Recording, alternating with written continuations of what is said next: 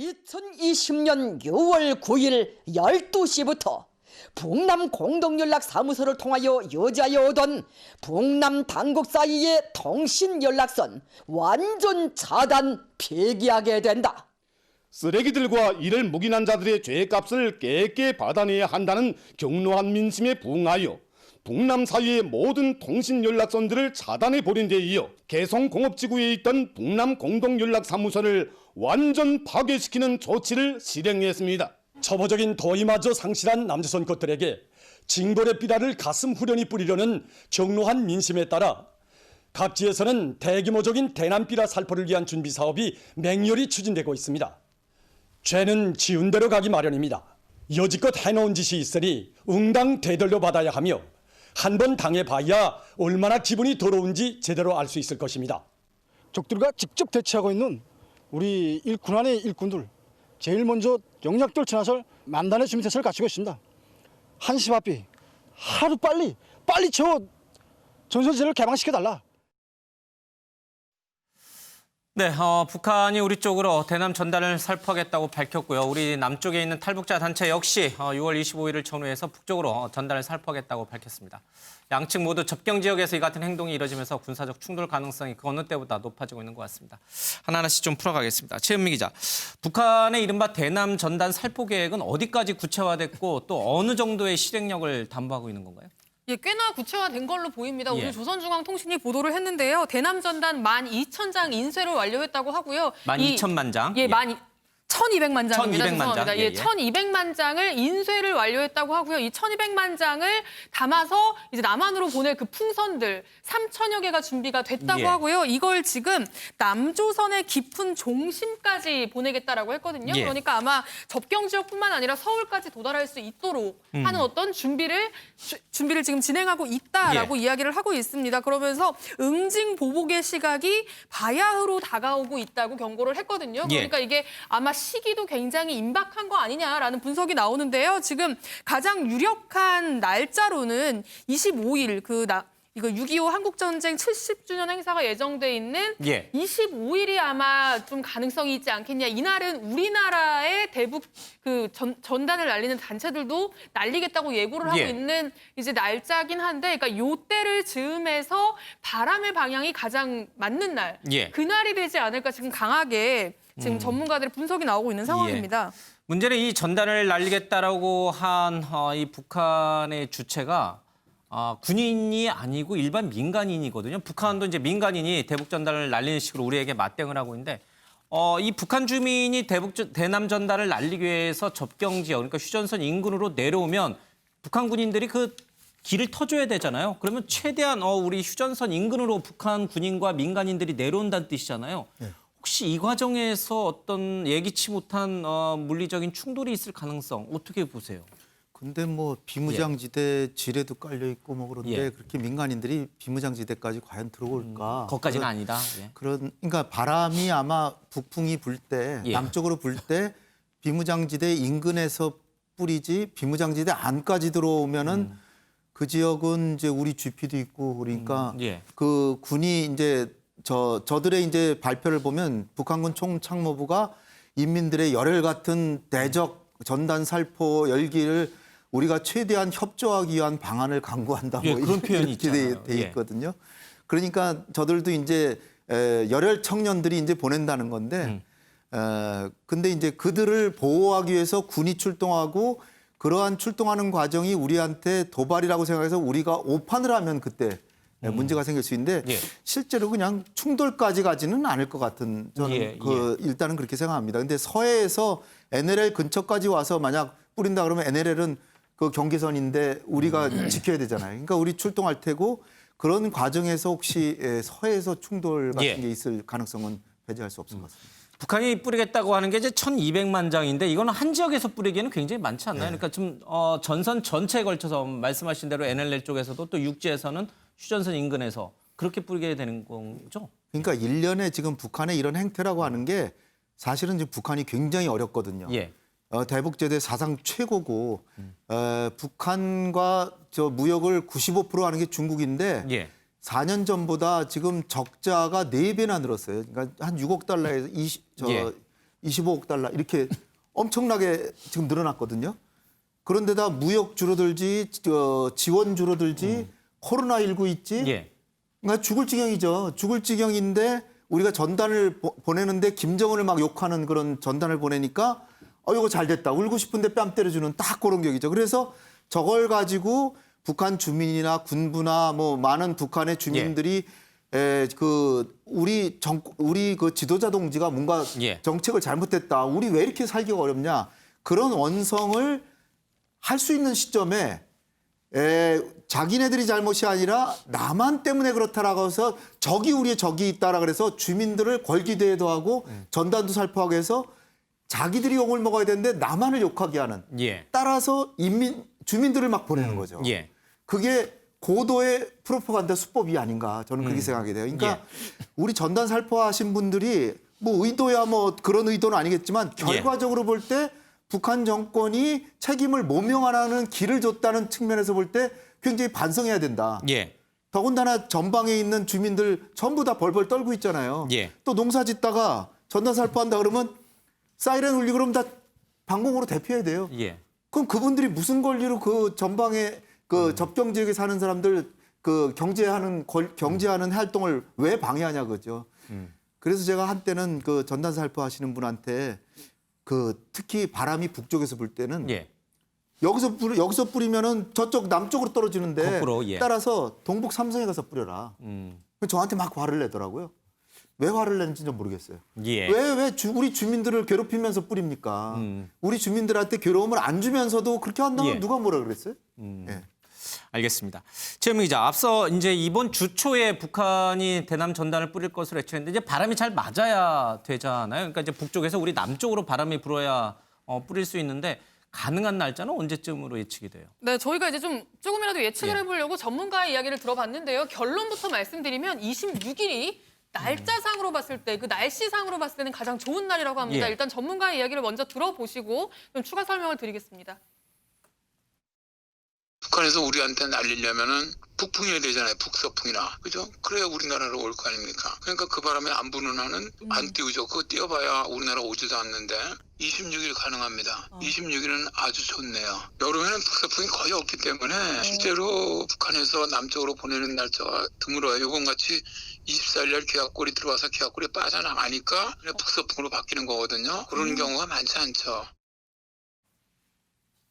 네, 지금 설명 들으셨지만 지금 그 계절 자체가 여름이기 때문에 북에서 우리에게 보내려면 북풍이어야 되는데 네. 북풍이 부는 날 자체가 거의 없다고 합니다. 그런데 어떻게 우연의 일치인지 24일에 비 예보가 있어요. 예. 비 예보가 있으면 기압골의 영향을 받아서 바람의 방향이 바뀐다는 거죠, 일시적으로. 그래서 24일부터 25일 이틀에 걸쳐서 비 예보가 있는데 이 비가 그치면서부터 이 남풍이던 게 북풍이 된답니다. 예. 그래서 25일 비가 그친 이후부터 26일까지 이때 이제 북서풍이 유지가 된다고 하거든요. 예. 그래서 이 바람의 방향만 봤을 때는 26일이 그래도 가장 예. 6.25에 근접하면서 이 북한에서 보내기에 가장 좋은 날씨다라는 예. 이제 전망이 지금 전문가들을 통해서 예. 나오고 있습니다. 예, 사실 이제 여름에는 이제 북서풍이 불질 않기 때문에 대남 전단을 뿌리기가 쉽지 않은데 우연히 26일이 그런 조건에 맞아떨어지는 날이군요.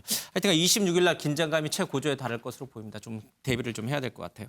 이호정 기자, 앞서 잠깐 김태일 기자도 얘기했습니다만은 이 북한이 우리 쪽으로 뿌리겠다는 그 대남 전단 내용이 어떤 내용입니까, 구체적으로?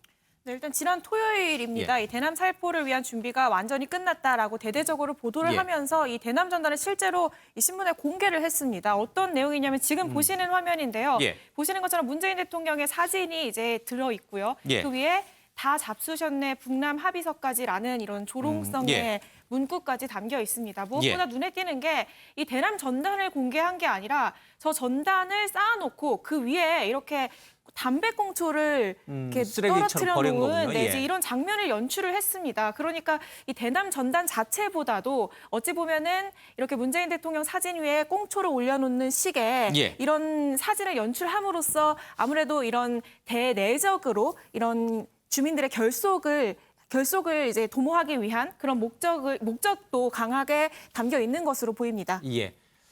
근데 뭐 사실 이제 문재인 대통령 사진에다가 담배꽁초 쓰레기를 버린 것을 이제 북한이 공개를 했는데 물론 이제 친문 일부에서는 뭐 굉장히 불쾌하다는 반응을 보이기도 합니다만은 과거에 뭐 박근혜 대통령 얼굴 이렇게 붙여놓고 걔가 군견이 물어뜯고 막 이런 것도 있었고 사격 표적지로 사용한 경우도 있었잖아요. 이명박 전 대통령. 네. 그러니까 저 정도 수준 가지고 우리가 이렇게 화를 내거나 뭐 기분 나빠하면은 오히려 북한은 전략에 말려드는 것 같아요. 그렇죠. 예. 뭐 우리가 대북 비라를 뿌리면은 북한이 충격을 받잖아요. 그건 예. 왜 그렇겠어요? 북한은 독재 정치고 전제 정치이기 때문에 통제가 돼 있잖아요. 그러니까 새로운 사실이나 뭐 김정은 예. 그 최고 존엄에 대한 비난이 있으면 큰 충격을 받죠. 그 사회가. 예.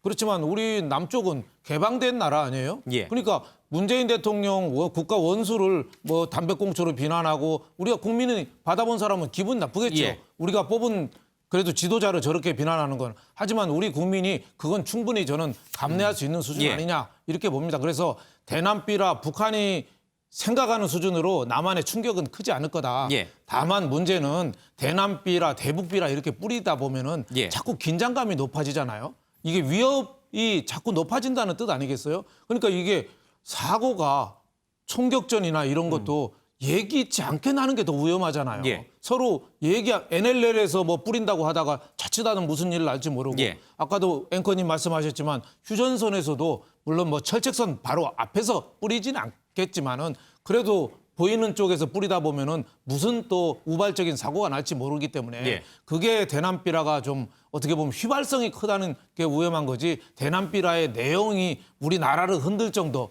예. 그 정도는 아니라고 아니다. 저는 봅니다. 네. 알겠습니다. 그런데 이 북한이 이 우리 측의 어떤 이 대남 전단 살포와 관련된 조치에 대해서 북한이 강하게 대응하고 있는 곳이 조평통이 아니라 이제 통전부예요. 이제 앞서 이제 김태일 기자도 얘기했습니다만은 원래 이 우리 통일부의 상대로는 이제 조평통이 주로 해왔는데 이번에 성명 나오는 것이 통전부가 됐는데 그 배경이 좀 따로 있나요? 통전부는 본래 예. 상위기구예요. 상위기구. 그러니까 당의 공식적인 기구가 통전부고 예. 통전부의 산하에 조평통이 있는데 그래서 과거에 이제 우리 통일부 장관하고 예. 회의를 하는데 당연히 북한도 통전부장이 나와야 되는데 예. 그게 아니라 조평통에 무슨 참사 이런 사람을 보내놓고 예. 그 파트너라고 이렇게 보내고 그랬잖아요. 근데 이게 그러니까 대남 공작이나 이런 거는 당에서 역시 하는 것이기 때문에 조평통은 이 담화나 뭐 대화제의 뭐 이런 거를 주로 하고 예. 역시 공작하고 이런 거는 통전부기 때문에 그리고 당의 중심기관이니까 이게 힘을 실어주기 위해서 직접적으로 통전부가 모든 걸 예. 관할하는 것 같습니다. 뭐 통전부가 직접 나선 걸 보면은 우리 국정원과 통전부는 사실은 이제 맨 뒤에 빠져 있으면서 물밑 작업, 그러니까 상황이 최악으로 치닫더라도 우리 국정원하고 통전부는 계속 연락을 하면서 사태 해결을 위한 이른바 이제 물밑 협상을 하는 창구다, 마지막 남은 유일한 창구다 이런 분석을 그동안 많이 해왔는데 이번에 통전부가 전면에 이렇게 등장하니까 정말 그 물밑 교섭을 하는 그 라인마저도 다 깨진 거 아닌가 이런 또 얘기도 나와요. 일단은 첫 단계니까 예. 북한은 첫 단계까지 끝까지는 가야 된다라고 이제 예. 생각하는 거죠. 그러니까 지금은 대화의 여지가 전혀 없기 때문에 뭐 나중에는 이제 통전부가 빠지고 다른 기관들이 나서면서 통전부하고 국정원하고 얘기가 될지는 모르지만 북한도 제가 볼 땐 끝까지 가지는 않을 거예요. 이제 한 4단계까지 있다면 예. 한 1단계는 갈 것으로 1단계가 이제 개성공단에 이 군 폭파예요. 보내고 이게 폭파가 1단계예요. 너무 세잖아요. 폭파가 첫 단 그러니까 그 예. 통신난 단절이 예. 1단계 1단계. 그러면 2단계 아니 1단계가 여러 가지 행동인데 예. 1단계의 통신선 단절과 남북 공동 연락사무소 폭파 그리고 개성공단과 금강산의 군 재투입 예. 그다음에 GPA의 새 요새화 그다음에 서해에서의 군사훈련 재개 전단 살포 여기까지가 1단계 그 다음에는 이제 뭐 단거리 미사일 쏜다든지 뭐 이런 예. 쪽으로 또 아니면 SLBM을 쏜다든지 그 다음에 이제 뭐 중거리 미사일 가고 이런 거는 예. 이제 3단계로 가는 건데 제가 볼 때는 지금 1단계까지는 우리랑 대화할 예. 마음이 전혀 없다 그죠. 예. 자, 북한이 어디까지 갈지 이제 사실 그것도 예측하기가 굉장히 좀 어렵습니다. 그래서 예단하기도 좀 쉽지 않고요. 그런 상황에서 마지막 물밑 교섭 라인이 살아있느냐 이 부분도 좀 많은 사람들의 관심을 끄는 것 같습니다. 북한이 오늘 노동신문에 개성공단과 이 금강산 관광 사업을 하지 않는 우리 남측을 굉장히 비판하는 그런 기사를 좀 썼어요. 그러니까 저 얘기를 돌려 말하면 빨리 개성공단도 재가동하고 금강산 관광도 빨리 재개해라. 근데 이 남조선이 이 미국의 눈치를 보느라고 못하고 있으니까 너무 답답하다 이런 식인 얘기인데 지금 이 모든 불만의 근원이 바로 저기에 있었던 건가? 북한의 본심은 저건가? 이런 생각도 좀 얼핏 하게 돼요. 그러니까 이제 예. 그 이면에는 남북 정상들의 합의문을 보면 여건이 조성되면 예. 저런 개성공단 금강산 관광을 하겠다 이렇게 돼 있어요. 근데 여건의 조성이라는 게 우리가 저 구체적으로 그렇게 추상적으로 얘기했지만 실제로는 북핵 문제 진전과 예. 북미 간의 대화 분위기죠. 그게 되면 됐겠죠, 저게. 근데 그게 안 되는데 예. 안 되는 원인은 미국과 북한 간의 타협이 안 된 거니까 북한도 자기네가 책임이 있는 건데 예. 자기네 책임은 싹 빼놓고 정상 간의 합의해서 결국은 개성과 금강산을 안 한 거 아니냐. 그래서 작년 예. 10월 달에는 김정은이 금강산 가가지고 이 너절한 시설도 다 치워버려라 뭐 이랬는데 우리 정부에서 말려가지고 지금 아직 실행은 안 했는데 예. 그거를 이제 만약 우리 정부가 내일이라도 다시 재개하겠다. 그럼 또 미국이 또 가만히 있겠어요? 예. 이게 유엔 안보리 위반이다 이렇게 나오잖아요. 그러면 우리가 유엔 안보리 제재를 위반하는 일을 그렇게 그냥 미국과 상의도 없이 하기는 참 예. 어렵잖아요. 근데 그 사정을 북한은 뻔히 알면서 우리의 그러한 어쩔 수 없는 것을 이해해주지 않고 우리를 때림으로써 자기네 국내 실정을 만회하고 그리고 긴장 고조 분위기를 통해서 주민을 결속시키고 그다음에 우리에게 더 많은 걸 요구하고 그럼으로써 미국에게도 트럼프 대통령에게도 나 지금 화났다는 걸 알려줘서 여러 가지 효과를 이제 같이 누리려는 그런 계획인 거죠. 예, 북한의 속내가 사실은 이제 좀 많이 복잡해 보이긴 합니다만 이렇게 좀 뚫어지게 쳐다보면 어떤 의미를 또 어떤 속내를 갖고 이제 좀 보이기도 하는 것 같습니다. 알겠습니다. 이제 우리 남쪽의 얘기를 좀 해보겠습니다. 유호정 기자. 지금 앞서 김태일 기자가 경기도 이재명 지사의 자택 앞에 가 있었는데 우리 남쪽의 움직임부터 좀 이렇게 설명을 좀 해주세요. 어떻습니까? 지금 이 실제로 이재명 지사에 대한 살해 협박이 가시화되는 건가요? 네, 일단은 뭐 한 예. 보수단체 회원이 계속해서 대남 대북 전단을 뿌리겠다라고 얘기를 하면서 이재명 지사의 집에서 뿌리겠다라고 예고까지 했거든요. 그런데 지금 경기도가 좀 강경한 대응을 계속해서 조치를 내놓고 있는데 예. 그러자 이제 만약에 경찰이 맡게 되면은 이 수소가스를 통을 열겠다. 그러니까 뭐 수소 폭발을 예. 시키겠다라는 식의 좀 위협적인 발언까지 하고 있는 상황입니다. 예. 이 때문에 지난 주말에는 경찰들이 혹시 모를 상황을 대비해서 이런 경력까지 배치됐던 예. 상황인데 아직까지는 특이 사항이 없는 상황이고요. 이 주말 내내 경력이 배치가 됐지만 아무런 움직임이 없어서 예. 현재는 대부분 철수가 됐는데 이 혹시 모를 상황을 대비해서 좀 경비를 좀 강화하고 있는 상태라고 합니다. 최은미 기자, 이재명 지사는 어떤 반응이 실제로 지금 경기도 팀이 뭐 가스통이라든지 여러 가지가 좀 압수한 것도 있잖아요, 그렇죠? 네, 압수까지는 아니고 그 행정명령서를 붙인 거죠. 예. 그냥 당시에 영치하러 갔는데 당사자가 예. 없어서 이제 전화로 행정명령서만 전달을 하고 왔는데 어쨌든 지금 굉장히 강경한 자세를 예. 계속 유지하고 있습니다. 방종과 분탕질로 자유를 훼손하는 이들에게는 책임을 지게 해야 한다라는 주장인데요. 그러면서 방종을 자유로 착각하는 이들에게는 책임이 무엇인지 이번에 단단히 가르쳐야 한다라고 이제 어제 자신의 SNS에 예. 올렸고요. 오늘 또 한 번 이제 입장을 밝혔는데 대북전단 살포단체의 목적은 인권 개선이 아니라 자신들의 사적 이익 때문이다라면서 이 단체들이 어떤 방식으로 자금을 조달하고 그리고 어떻게 사용하는지 예. 이 부분에 대해서 경찰 수사를 요청하겠다라는 이야기까지 했습니다. 예.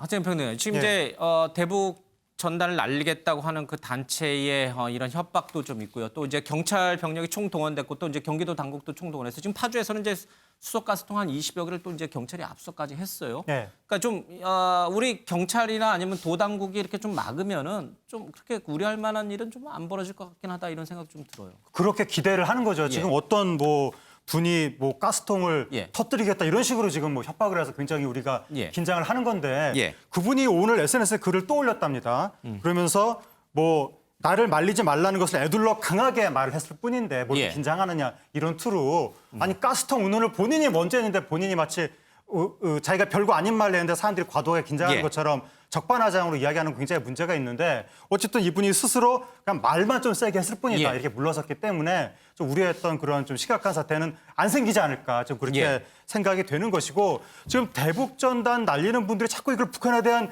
심리전이라고 주장을 하는데 과거 80년대, 90년대까지 예. 북한 당국이 북한 주민들한테 남한은 헐벗고 굶주리고 못 사는 나라다라고 선전했던 그 시절에 예. 그때 우리가 대북전단 날리는 게 심리전의 효과가 있었을지 몰라도 지금 한류 드라마 북한 사람들 찾아보는 이 마당에 전단 날리는 게 예. 무슨 심리전 효과가 있겠는가. 근데 이 전단을 보면 심리전 효과가 있으려면 북한 사람들을 친한쪽으로 끌어들여야 되는 거잖아요. 예. 그게 아니라 오히려 북한 사람한테 혐오감을 불러일으키고 예. 한국에 대한 적개심을 불러일으킨다는 거예요. 예. 이거는 심리전에 효과가 없고 오히려 남북 간의 위기만 더 고조하는 결국 우리의 안보를 불안하게 하는 그런 상황이기 때문에 당연히 이거는 우리 정부 입장에서는 단속을 해야 되고 저 대북전단 날리는 분들도 스스로 좀 이제는 한국 국민들이니까 자제를 할 필요가 있습니다. 예.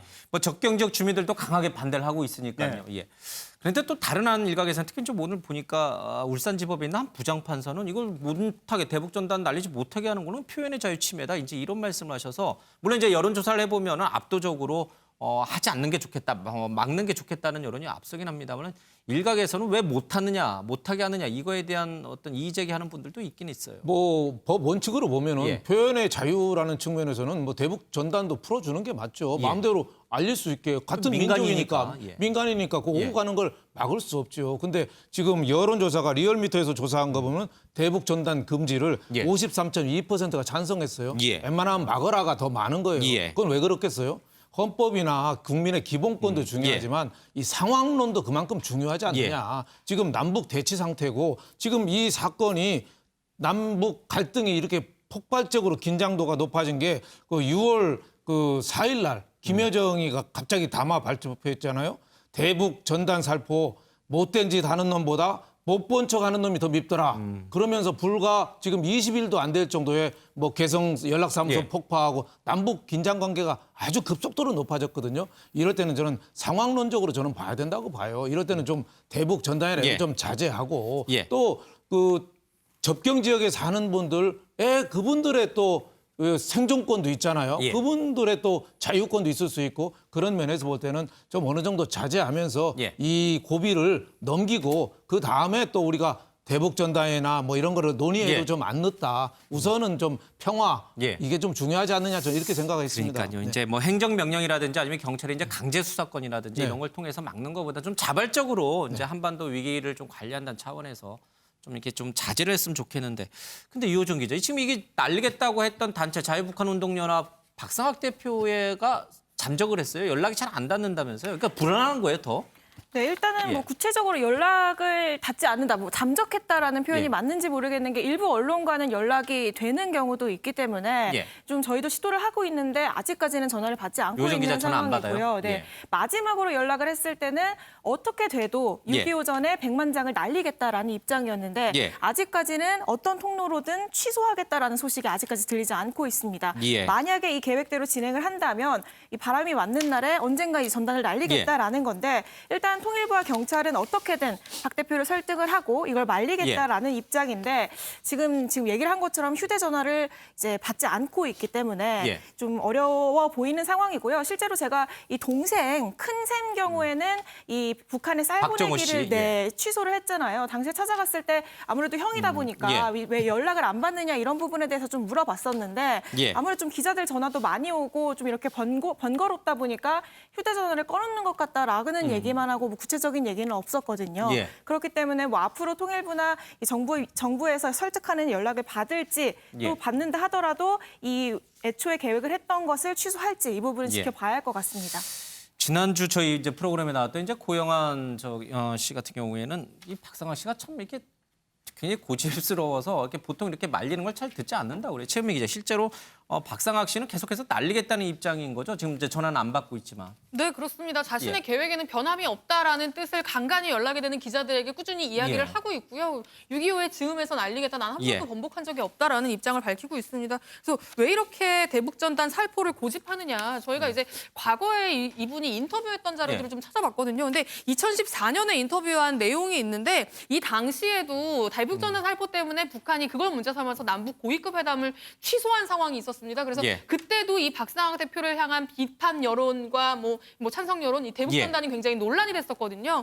그때 이제 인터뷰한 내용을 보면 탈북하고 나서 초기에는 이 통일 전문 매체 기자도 하고 그리고 예. 전공을 살려서 이 김책공업대학 출신이라고 굉장히 북한에서도 엘리트 코스를 밟아온 사람으로 알려져 있거든요. 예. 실제로 서울대 모바일 연구소에서도 일하면서 좀 평범한 삶을 살아왔는데 그러던 와중에 북에 남겨진 가족들의 소식을 듣게 됐다고 합니다. 예. 그런데 뭐 사촌들은 꽃제비가 되고 그리고 뭐 3년 사귄 약혼자는 굉장히 잔인한 고문을 당하고, 그러니까 자신의 예. 탈북 때문에, 그리고 숙부는 안전보위부에 끌려가서 죽임을 당하는 상황이 있었다. 예. 그런데 어떻게 나만 잘 살자고 가만히 있을 수가 있겠느냐. 그래서 외국을 돌면서 이 북한 사회의 인권 문제에 대해서 계속 이야기를 했는데 그런 것들이 잘 부각이 되지 않았다. 그래서 예. 이제 생각한 게 대북전단이었고, 대북전단을 통해서 이 북한 인민들의 어떤 그걸 계몽이라고 해야 될까요? 그런 걸 좀 하고 싶었다고 했고, 실제로 비판하는 사람들도 있지만 후원하고 칭찬하는 사람이 더 많다라는 어떤 그렇게 생각하군요. 확고한 신념을 예. 가지고 있는 것 같았습니다. 박상학 씨가 이제 김책, 북한의 명문대인 김책공대를 졸업했냐를 놓고도 이제 박상학 씨랑 이제 북한 당국이 발표하는 게 달라요. 북한에서는 그러니까 입학은 했지만 실제로 졸업은 안 했다니까 본과에 올라가지 못했기 때문에 졸업이라고 하는 거는 잘못됐다. 이렇게 또 이제 북한 쪽은 공식적으로 부인하고 있습니다. 알겠습니다. 자, 북한의 군사 동향을 좀 살펴보도록 하겠습니다. 최은미 기자, 지금 오늘 국회 국방위원회 전체 회의가 지금 열리고 있는데 어떤 얘기들이 주로 지금 오가고 있습니까? 네, 최근 1년에 이 남북 상황과 관련된 질문들이 지금 줄을 이루고 있는데요. 일단 좀 중요한 부분을 짚어보면 이 남북 공동 연락사무소 폭파에 대해서 국방부가 어떻게 바라보고 있는지에 예. 대한 질의가 있었습니다. 그랬더니 이 연락사무소 폭파 자체를 9.19 남북 군사합의 파기로 볼 수는 없다. 그러니까 이 연락사무소 자체를 군사시설로는 볼 수 없다라는 게 이제 국방부의 입장인 것 같아요. 그러면서 군사합의, 9.19 군사합의는 우발적인 군사 충돌을 방지하기 위한 어떤 합의문인데 여기에 이제 남북 연락사무소가 포함된다고 보기 어렵다라는 게 지금 국방부의 입장이고요. 그리고 이제 ICBM 발사 관련해서 혹은 뭐 SLBM 발사 관련해서 지금 어떤 징후들이 있는지에 대한 질문도 많았는데 지금 북한이 무언가를 좀 가시적으로 하고 있다라고 단정 지을 수는 없지만 일련의 활동들을 다 확인하고 있다. 그러니까 다 지금 우리 국방부가 들여다보고 있다라는 정도로만 이야기를 했습니다. 직접 한번 들어보겠습니다. 9.19 군사 합의를 북측에서 일방적으로 파기했다라는 견해도 있습니다. 9.19 군사 합의와는 연관성이 없는 사안입니다. 북한이 지금 ICBM이나 SLBM을 시험할 가능성을 갖다가 어느 정도로 보십니까? 탄도미사일 개발이라든지 뭐 거기에 SLBM도 포함되는 거지만 다양한 그런 군사 활동을 하고 있는 걸 우리가 다 확인을 하고 있고 다만 여기에서 제가 그 뭐 확률이 몇 %다라고 말씀드리기는 뭐 실질적인 2인자의 역할을 하고 있다 이렇게 보여지고 악역은 그 밑에서 담당을 하고 나중에 남북관계 개선이나 어떤 북미관계 개선이나 어떤 정책적인 변화가 올 때는 위원장의 이름으로 해서 뭔가는 그 위상을 더 확고히 하겠다 뭐 그런 부분이 있지 않겠나 싶습니다. 네, 오늘 국회 국방위원회 전체회의에서 정경두 장관, 국방장관의 얘기가 있었습니다. 이게 좀 논란이 될 수 있는 대목인 것 같아요. 남북 연락사무소, 공동 연락사무소를 폭파시킨 것이 9.19 남북 군사합의 위반이 아니다라고 지금 국방장관은 보고 있는데, 자 이거는 일부에서는 그러나 이 판문점 양 정상에 했던 판문점 선언의 부속 합의서 형태잖아요. 9.19라는 게. 그러니까 남북 정상이 판문점에서 양측이 서로 긴장을 시키는 그런 행위를 일절 하지 말자. 이렇게 약속을 하고 그 부속으로 이 9.19 남북 군사합의서를 만든 거라 공동연락사무소를 폭파시키는 게 사실은 군사합의 위반이 아니야 이렇게 보시는 분들도 덜어 있어요. 공동연락사무소는 그 재작년 4월 20일 4.27 판문점 선언에서 세우기로 했던 거고 그러니까 액면 그대로 법적인 해석을 보면 거기는 그 그건 9.19 평양이거든요. 판문점이 아니라. 근데 9.19 군사합의서는 평양선언의 부속합의서입니다. 그러니까 판문점 선언의 부속합의서가 아니라. 그러나 대한민국의 재산을 파괴하고 그리고 일정 지역 내에서 군사훈련 같은 거 안 하기로 했는데 그 폭파하는 행위가 군사행동이 아니라고 조금 국방부 장관이시면은 파기한 것이다 이렇게 얘기를 하셨으면 좀 좋을 것 같은데요. 그러나 지금 이제 곧 하게 될 것들이 다 위반이거든요. 이제 이를테면 비무장지대를 비무장화하는 거를 합의했는데 다시 지금 군대들 소대들 막 가고 있잖아요. 그거 그러면은 국방장관께서 그 연락사무소 폭파는 직접적으로 군사합의서 위반은 아니지만 비무장지대 군을 다시 보낸 거는 그 위반이다. 대북전단 살포도 위반이다. 위반인 걸 얘기를 하셔야지. 국방부 장관이니까 통일부 장관이 아니잖아요. 그리고 개성공단과 금강산에 군대를 보내고 이거는 아예 김대중 정부 이전으로 돌아가는 거고 예. 서해에서 군사훈련한다 이거 다 9.19 공동 저 군사합의서 위반이거든요. 예. 그러면 저 전단 살포하는 것도 위반이죠. 판문점 선언과 군사합의서 상호 비방 중단 안 하는데 하겠다면. 근데 아직 행동은 안 했어요. 그런데 이제 국회에서 저렇게 물어보면 지금 그건 아니라고 엄밀히 말하면 아니지만 사실상 그 위반한 거나 다름이 없고 지금부터 하는 행동들은 다 위반이다. 예. 이렇게 얘기를 하셨으면 좋을 텐데 그냥 북한은 혹시 두둔한 것 같이 느껴져서 좀 안타깝습니다. 예. 국방부 장관이신데. 하정희 의원님 왜 그랬을까요? 그러면 정 장관이 왜 남북 연락소 사무소를 9.19 합의 파기가 아니다라고 분명히 선을 그었을까요? 뭔가 북한에 대해서 아직도 약간은 뭔가 이 변화의 가능성을 좀 열어두고자 하는 그런 입장이었을까요? 그러니까 마지막까지 희망을 지키고 싶은 이 정부의 그러니까 남북 관계가 최악으로 치닫지 않는 그러한 바람이 있는 것 같은데 예. 지금 뭐 4.27 판문점 선언, 9.19 군사합의 이런 거를 예. 다 무력화, 그러니까 이제 취소한다, 뭐 다 해제한다 이렇게 되면 그 문정부가 지금까지 노력한 게 다 마치 다 허사로 돌아가는 것 같은 예. 그런 느낌이 드니까 지금 일시적으로 위기에 좀 봉착한다 하더라도 앞으로 대화만 잘하면 예. 다시 복원할 수 있다. 최대한 좀 그런 기조를 지키려고 하는 것 같고 그래서 일단 최대한 북한의 신뢰를 다시 얻고 대화를 시작하는 그 어떤 단초를 예. 대북전단 단속하는 거에서부터 그렇게 하고 싶다. 그런 바람이 투영된 것 같은데 하지만 또 북한은 나만이 지금 판문점 선언도 지키지 않고 약속을 지키지 않고 있기 때문에 우리도 판문점 선언이나 9.19 군사합의를 지킬 이유가 없다. 깨겠다. 북한은 또 그렇게 공언하고 있기 때문에 우리나라 국방장관이 아무리 저를 좋게 표현하려고 해도 입장에 좀 옹색한 측면이 있는 것 같습니다. 그러니까 북한은 이미 대놓고 남북 9.19 군사합의는 이미 깨졌다라고 이제 선언해 버렸어요. 근데 이제 깨겠다고 하긴 했는데 근데 이제 개성공단의 군대를 진주시키겠다고 하는 거잖아요. 이거 가지고 완전히 김대중 정부 이전으로 돌아가는 것이다. 이런 분석이 있는데 근데 부대의 규모를 보면 그 이전에 거기 2만 몇천 명 그렇게 있었는데 이번에 진주시키겠다고 하는 규모는 그보다 훨씬 적은 여단급이니까 훨씬 적은 규모이기 때문에 북한 쪽도 여전히 뭔가 여지는 남겨놓고 있는 것 같은 그런 느낌이 듭니다.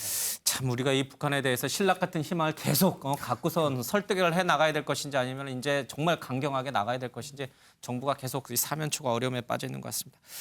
유정 기자, 이런 가운데 이제 북한 우리 백길종 기자도 연평도에 들어가서 취재를 했는데 북한에 있는 그 포문이 열렸어요. 근데 그게 우리에게 위협을 하기 위해서 연 것인가 아니면 정말 우리 군 당국의 설명대로 안에 포진지 안에 환기를 위해서 그렇게 열어놓은 것인가 어찌됐든 간에 굉장히 위협적인 건 사실인 것 같아요. 네, 아직까지는 공식 입장으로는 위협적인 상황까지는 판단을 하지 않은 것으로 보이는데요. 우리 군 당국은 그렇게 판단합니까? 네, 그렇습니다. 그런데 북한군의 소규모 움직임이 계속해서 포착이 되고 있습니다. 이 말씀하신 이 연평도 이곳이 이제 연평도 해안을 향하고 있는 북측의 이 해안 포문인데 이게 사흘째 지금 닫히지 않은 게 확인이 되고 있는 상황인데요. 일단 우리 군은 습기 제거나 환기 작업일 가능성도 있어 보인다라는 입장이고요. 이 외에도 이 북한이 그동안 사용하지 않았던 비무장지대 내 이 잠복호에도 병력을 보내서 이 수풀을 정리하는 등 보수 작업을 진행하고 있는 모습도 이제 포착이 됐습니다. 적게는 2명, 많게는 5명씩 투입이 되고 있는데 소대 규모 이상 투입은 아직 없는 걸로 보이고요. 다만 이 파괴된 지피의 복구 움직임, 이렇게 소규모 움직임은 있지만 파괴된 지피를 복구한다든지 혹은 북한이 총참모부가 예고했던 이 군사 정황 이런 것들은 아직까지 관측이 되지 않고 있는 상황으로 판단을 하고 있습니다. 자, 그러니까 이게 참 해석하기도 이것도 사실 만만치가 않은 것 같습니다. 포문을 열고 일단 이 경계선 일대 지역에 이제 뭐 제초 작업을 한다든지 북한군이 약간의 움직임 있는 것을 위협적으로 받아들여야 될 것이냐 아니면 북한 내부의 그냥 통상적인 훈련 내지는 통상적인 움직임으로 봐야 될 것이냐. 그 해석을 한 번 잘못하면은 큰 피해가 오는 거잖아요. 그렇죠. 그러니까 지금 북한의 전술은 소위 말해서 그레이존 전술이죠. 그레이존 전술. 회색지대의 전술이죠. 아예 전면적이고 무력 도발이고 화끈하게 막 터트리는 게 아니라 긴 것도 아니고 또 아닌 것도 아니고 상대방 엄청 피곤하게 도발도 아니고 평화도 아니고 어정쩡해서 화내서 우리도 뭘 하기도 그렇고 그런 거 아니겠어요? 그래서 지난번에 우리 GP 포격할 때도 총알은 있는데 그쪽에서는 말이 없잖아요. 이번에도 뭐 국방부 장관이 북한이 9.19 합의는 아니라고는 깬 건 아니다 했습니다만은 개성 연락사무소를 폭파했거든요. 그건 따지고 보면은 북한에 있는 거예요. 그러니까 우리가 또 그걸 도발이라고 또 같이 우리도 뭘 부시기는 참 애매하잖아요. 우린 뭐 없어요. 그렇죠. 예. 그러니까 뭐 국방부 장관이면 통일부 장관하고 말은 달라야죠. 예. 통일부 장관은 그래도 유화적으로 해야 되지만 국방부 장관은 좌시하지 않겠다 이렇게 해야 되는데 북한이 지금 자꾸 저 해킹이라든지 예. 뭐 대남 심리전이라든지 전단이라든지 예. 이런 좀 위험 요소를 예. 자꾸 높이면서 긴장을 고조하려는 그런 전략. 그러니까 예. 남남 갈등을 극대화하고 한미 갈등을 또 촉발하고 예. 또 올해 11월 달에 미국 선거 있잖아요. 예. 트럼프 대통령 이거 남북 갈등 이거 핵 이거 여러 가지 제재 이거 제대로 해결 안 하면 대선 치르기 쉽지 않을 거야. 예. 뭐 그런 엄포가 아닌가 이런 생각이 듭니다. 알겠습니다. 자, 북한군이 포문도 사흘째 열어놓고 있고 여러 가지 미세한 움직임이 있습니다. 그러나 그것이 큰 심각한 위협이 아닌 것을 우리 군 당국은 좀 파악하고 있고요. 정경두 장관도 오늘 국방위 전체회에서 얘기했습니다마는 북한의 일거수일투족을 모두 다 들여다보고 있다고 언급을 했습니다. 어쨌든 우리는 우리대로 좀 준비를 해야 되는데 최민희 기자, 지금 이런 상황에서 최첨단 공중 경보기, 그러니까 이런 정보를 수집할 수 있는 이른바 글로벌 호크라고 불리는 미국의 최첨단 정보기가 우리 한반도 상공에서 출몰하는 게 포착이 됐어요. 이제 사천 비행장에서 뜨는 모습이 나왔는데, 자, 북한의 핵 위협에 맞서서 미군의 핵심 전략 자산들이 지금 한반도로 다 진주하고 있는 형태인 거죠? 네, 그렇습니다. 지금 정찰기에 예. 이어가지고 B-52H라는 핵무기를 투하할 수 예. 있는 이 전략 폭격기도 지금 그제 우리나라로 왔고요. 예. 그리고 남북 연락사무소 폭파한 그 다음 날도 왔었고요. 지금 2번에 걸쳐서 왔고, 그리고 이 어제는요. 예. 이 미국 전략사령부에서 이 핵 공중 작전 센터로 불리는 예. 핵 공중 지휘기 이 사비가 훈련하는 모습을 예. 공개하기도 했습니다. 이 비행기 같은 경우는 지금 핵 전쟁이 일어났을 때 공중에서 지휘하는 역할을 하는 예. 이 국방부 장관이라든지 대통령이 직접 타서 공중에서 핵 전쟁을 지휘하는 어떤 그런 역할을 하는 항공기인데 이게 훈련을 했다는 것 자체가 조금 의미가 있는 예. 거 아니냐라는 이야기들이 나오고요. 이게 지금 훈련 내용이나 뭐 예. 특정 국가를 겨냥했다라는 이야기까지는 나오지 않았지만 지금 북한이 우리나라에 이어서 지금 대미 비난도 계속 하고 예. 있거든요. 그런 상황인 만큼 약간 북한에 보란 듯이 뭔가 이런 일을 진행한 거 아니겠느냐라는 이야기도 예. 나오고 있는 상황입니다. 그러니까 지금 뭐 겉모습만 보면 에어포스 원처럼 이제 생긴 미국의 핵 공중 작전 센터, 그러니까 비행기예요. 그치? 비행기에 탑승해 있으면서 핵 전쟁을 미국 대통령이 이제 지휘할 수 있는 그런 이 핵 공중 작전 센터 비행기에 이제 훈련하는 모습을 미국이 공개했고, 지금 이제 화면에 나오는 것은 우리 이제 경남 사천에 있는 비행장에서 미국의 글로벌 호크라고 하는 최첨단 무인 정찰기가 이제 이륙하는 모습을 봤어요. 그러니까 이게 전부 지금 북한의 도발 때문에 이렇게 지금 나온 것인지 아니면 이 역시 미군의 통상적인 훈련 중에 하나인데 공교롭게 이 시점에 그것이 이제 언론의 주목을 받는 건지 이게 좀 분간을 좀 잘해야 될 것 같아요. 그러니까 미국 전략 자산이 워낙 많으니까 이럴 때 그냥 어차피 1년에 몇 번 해야 되잖아요. 예. 이럴 때 한번 해주고 효과도 누리고 그러는 건데 사실 북한이 지금 뭐 핵전쟁을 할 가능성은 그건 아직은 좀 굉장히 먼 미래인데 이게 지금 E4B 예. 이거는 핵 공중 작전에서 핵전쟁 때 미국 대통령이 거기 타가지고서는 핵전쟁 지휘하는 예. 그런 영화에서 많이 봤어요. 이건 예. 미국이고요. 글로벌 호크는 이건 정찰기인데 이게 한국이 가진 거거든요. 예. 사천 비행장에서 뜬 게. 그래서 글로벌 호크 예. 같은 거는 이런 거는 이제 필요한 거죠. 왜냐하면 북한의 동태를 정확히 파악해야 되니까 이런 건 자주 이제 떠야 되는 그런 상황이고. 예. 그다음에 그 B-52 2차 대전 때 그 전폭기로 날렸던 이게 예. 핵폭탄 탑재하고서는 가서 핵폭격하는 건데 이게 미 본토에서 알래스카로 그 전진 배치시키고 그 비행기가 일본 상공까지 왔다가 돌아갔다는 거예요. 예. 그러니까 이런 거는 그냥 북한에 대해서 경고망동하면 너네 그냥 가루가 된다. 뭐 이렇게 볼 수는 있는데 예. 근데 아직 지금 북한이 지금 핵 도발할 거기는 아직 멀은 건데 근데 미국은 이제 워낙 그 강력한 경고를 하기 위해서 이렇게 왔다 가는 거예요. 예. 중국을 겨냥해서 태평양 일대 항공모함 세 척을 지금 훈련시키고 있고요. 또 일본에서는 미군과 일본이 또 훈련을 하면서 폭격기가 등장을 하고 있고. 근데 공교롭게 한반도에서 정세가 이러다 보니까 그것들이 모두 한반도 때문에 출동한 것처럼 이렇게 비춰지는 부분도 분명히 있습니다. 그러나 어쨌든 북한의 무력 시위에는 또 우리 한미가 못지않게 또 보여줄 건 보여줘야 되니까요. 여러 가지 이제 한반도 정세가 좀 긴장 속으로 빠져드는 게 분명해 보이는 것 같습니다. 자, 이런 가운데 미 백악관 안보 국가안보부 장관을 지냈던 볼턴이 회고록을 내일 출간합니다. 우리 시간으로 내일 시중에 풀릴 텐데 이미 그 내용들이 다 언론을 통해서 이제 사전에 입수가 됐고 또 보도가 되고 있습니다. 꽤나 충격적인 얘기들이 좀 많습니다. 특히 이 한반도와 관련해서 남북 정상회담, 한미 정상회담, 또 이 북미 정상회담과 관련된 뒷얘기들이 참 많이 나오고 있습니다. 먼저요, 이 트럼프 대통령, 문재인 대통령 그리고 김정은 위원장의 제각각의 색깔을 최은미 기자가 먼저 정리했습니다.